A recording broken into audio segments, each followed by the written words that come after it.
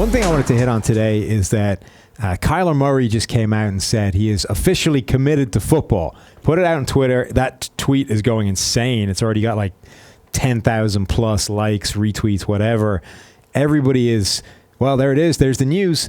This, to me, feels a lot more like, late damage control after those terrible, terrible interviews in the Super Bowl week where he just went, no comment, I don't know, whatever. Yeah. Like, this is, at the very minimum, this is what you have to say, right? Until, you can still decide what between football, baseball, whatever, but in order to get far enough down the quarterback process to have any idea if it's going to be the better bet moving forward, you need to tell them all, yeah, I'm 100% in.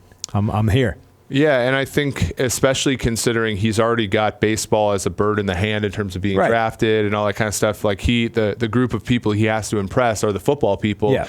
The situation, I'm sure you guys have talked about it and people have talked about it at length, is his agent is not a football agent, right? Yeah. He's a top-tier baseball agent, and things are just different there, right? You're slotted in. You're basically under team control in baseball for 6 years. Who has no interest in him being a successful football player. Yeah, I mean, well, and there's of course the obvious thing, which is that people who are experts in one field often Dunning-Kruger themselves into the other field. And so like just not knowing, kind of like not having that, like I put a little less of it on Kyler than I do the folks around him, because everything we look at for his data, adjust for how nice OU was to quarterbacks.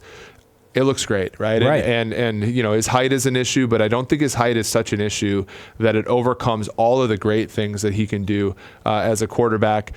It's going to be a fascinating draft season because we already saw Mayfield last year was like, I think he was mocked like 11th at this time last year.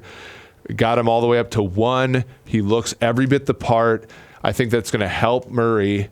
But then you have the issues where I don't know how to compare him in terms of makeup to Mayfield, in the sense that Mayfield ruffled feathers with how he acted, but ultimately everybody's sort of down to the Brett Favre picture where like, okay, he's a boss, Murray, so far he's ruffling feathers, but I don't necessarily know if anybody finds it endearing. So then the question is how far does he move up the draft board?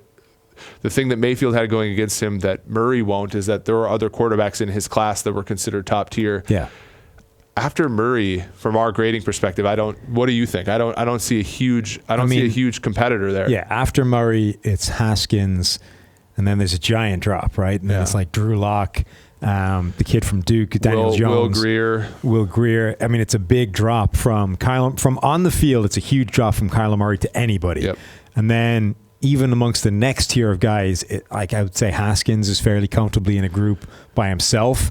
And then you're down to like Drew Lock, who never played particularly well for us, but at least got better every single year. Sure. Daniel Jones, who just never played particularly well, period, but everyone will love the arm and the fact that he was playing at Duke. And they'll much like Allen, they'll excuse the players he was playing with at Duke.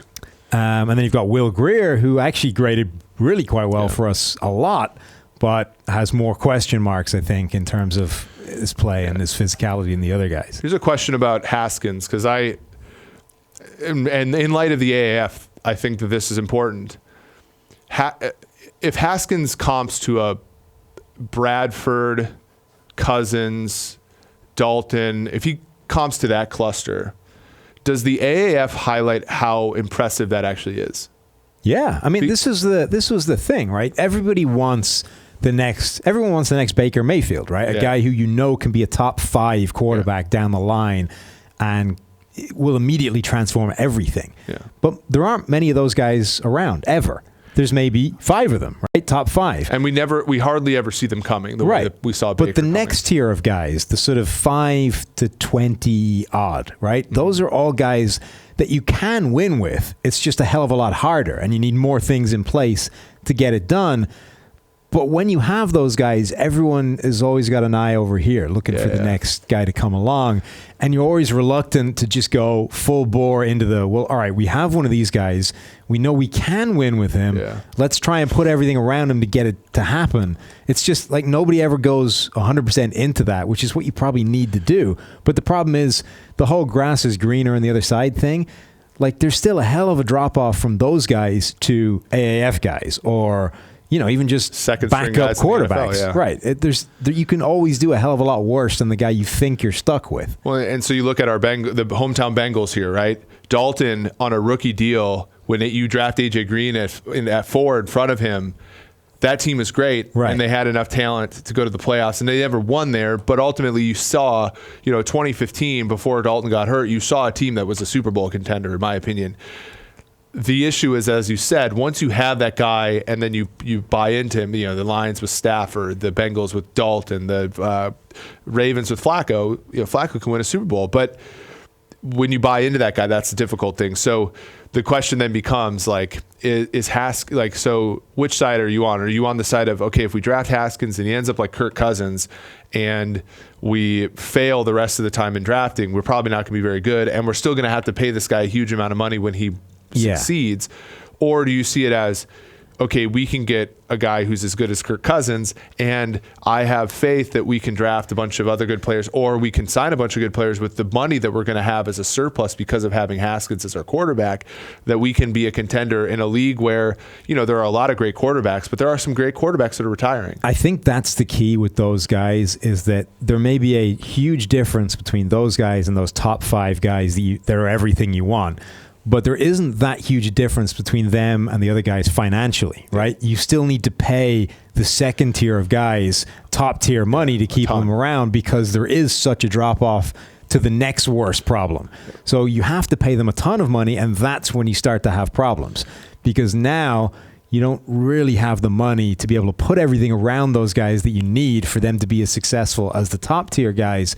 And that's where you wind up in problems, right? So Kirk Cousins, the Vikings had to pay him a ton of money to secure somebody that's that good, but that means you don't have enough money to build this dominant team around him where he could be a championship caliber quarterback. So are you in this now limbo situation where you're never going to be quite good enough for him to be as good as he needs to be? But on the other hand, like Kansas City, when they had, Brady Quinn and Matt Castle, you're so bad that you're unwatchable. So you bring in Alex Smith to give you, 5 years of stability, but then you realize there's an ultimate ceiling to that. Yeah. You take Mahomes, and now you see what the third tier level is of having a brilliant quarterback under a rookie deal. But that alternative is why you're stuck with having to pay the middle guys all that money. And they had to pay Alex Smith a ton, and the Washington will have to pay him a ton now that he's hurt. Because it can be so bad. But if you get, if Haskins is that good, the rookie years are the years to have him. Very valuable. If you draft him and he's as good as a middle tier quarterback, it's an outstanding pick, and then you deal with the problem of when you have to pay him later on.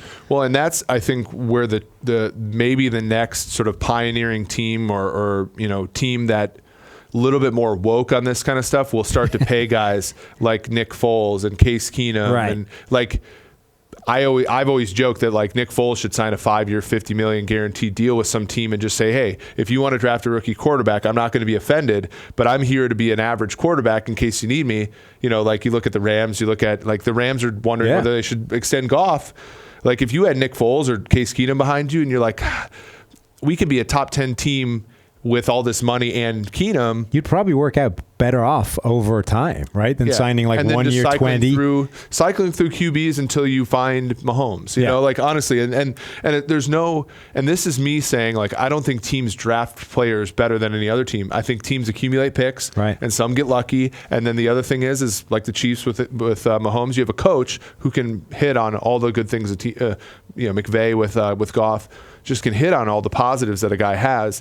To me, that's a good approach, but the issue is there's no middle class for quarterbacks, and until then, it's just not a smart play. And that's why this Kyler Murray thing is going to be fascinating to see play out, because he's the one guy from this field that has clear potential to be better than that, to be one of those special quarterbacks.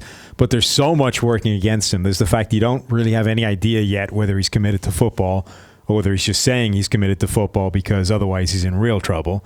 He's probably 5'9", 180, which is absurdly without precedent at the quarterback position. Whatever about Baker Mayfield being undersized, Mayfield is 6'1", 215. That is a completely different human being to 5'9", 180. He's also got that added athleticism that Baker didn't have. So this, Murray is going to be one of the most fascinating evaluations we have ever seen.